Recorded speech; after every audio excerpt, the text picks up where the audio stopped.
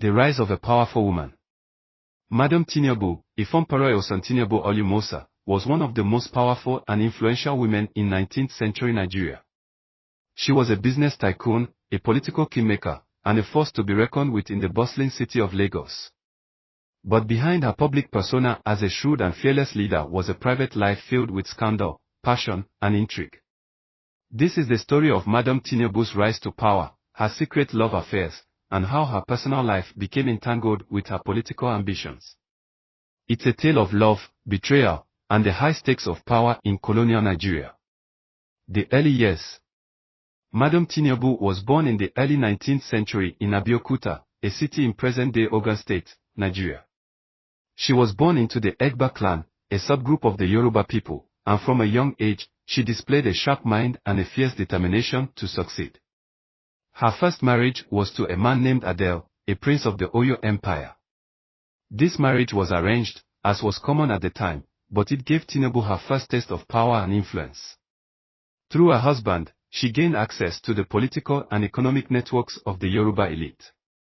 However, Tinubu's ambitions extended far beyond being a wife. She began trading in salt, tobacco, and later, slaves, building a vast business empire that spanned the region. Her wealth and influence grew, and so did her reputation as a woman who could not be easily controlled. They moved to Lagos. After the death of her first husband, Tinubu moved to Lagos, a thriving port city that was becoming a hub of trade and commerce. It was here that she would cement her legacy as one of the most powerful women in Nigerian history. In Lagos, Tinubu married again, this time to a wealthy merchant named Yusuf Boda.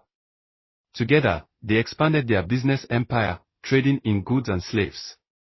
But Tinubu was not content to remain in the shadows of her husband. She began to assert herself as a leader in her own right, using her wealth and influence to shape the political landscape of Lagos. The scandalous affair began. During this time that Tinubu became involved in a scandalous affair with a young, ambitious man named Oba Akitoy, the exiled king of Lagos. Akitoy had been deposed by his nephew, Kosoko, and was living in exile in Badagry. Tinubu saw an opportunity to use her wealth and influence to help Akitoy regain his throne and in the process, secure her own position of power. The affair between Tinubu and Akitoy was the talk of Lagos. Tinubu was older than Akitoy, and their relationship was seen as unconventional and scandalous. But Tinubu didn't care about societal norms. She was a woman who knew what she wanted, and she was willing to do whatever it took to get it. The battle for Lagos. With Tinubu's support, Akitoy launched a campaign to reclaim his throne. Tinubu used her wealth to fund the war effort, providing weapons, supplies, and soldiers. She also used her network of spies and informants to gather intelligence on Kosoko's forces. The battle for Lagos was fierce and bloody, but in the end, Akitoy emerged victorious. He was reinstated as the king of Lagos, and Tinubu was hailed as a hero. But her relationship with Akitoy was far from simple. As Akitoy's power grew, so did his dependence on Tinubu, and so did the tensions between them. As I said, this story consists of betrayal. Despite their close relationship, Akitoy began to feel threatened by Tinubu's growing influence. He saw her as a rival rather than an ally, and he began to distance himself from her. Tinubu, for her part, was not one to be cast aside easily. She continued to assert her power, even as Akitoy tried to undermine her. The final blow came when Akitoy signed a treaty with the British, effectively ceding control of Lagos to the colonial powers. Tinubu was furious. She had fought to put Akitoy on the throne, and now he was betraying her and their people by aligning with the British. Tinubu fell from grace. Tinubu's relationship with Akitoy soured, and she found herself increasingly isolated.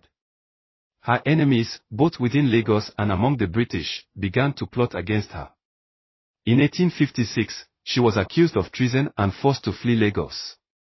She returned to Abeokuta, where she continued to wield influence, but her power in Lagos was effectively over. Despite her fall from grace, Tinubu's legacy endured.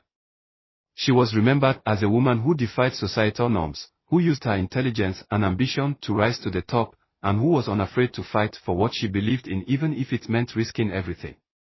They are secret lovers. But Tinubu's story doesn't end there. Throughout her life, she was rumored to have had several secret lovers, including powerful men in Lagos and Abeokuta. These relationships were kept hidden, but they added to her mystique and her reputation as a woman who lived life on her own terms. One of her most famous rumored lovers was a British merchant named John Glover. Glover was a key figure in the British colonial administration, and his relationship with Tinubu was seen as both scandalous and strategic. Some say that Tinubu used her relationship with Glover to gain access to British resources and information, while others believed that their relationship was purely personal. Let's talk about the legacy of Madam Tinubu. Madam Tinubu died in 1887, but her legacy lives on. She is remembered as a trailblazer, a woman who broke barriers and defied expectations. Her story is a testament to the power of ambition, intelligence, and resilience.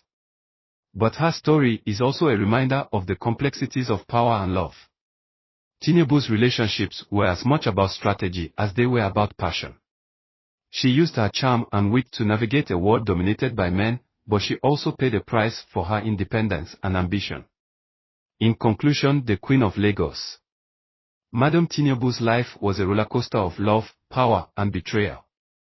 She was a woman who dared to dream big, who refused to be confined by societal norms, and who fought for what she believed in even when the odds were against her. Her story is a reminder that love and power are often intertwined, and that the pursuit of both can lead to both triumph and tragedy. It's a story that continues to captivate and inspire, and one that deserves to be told.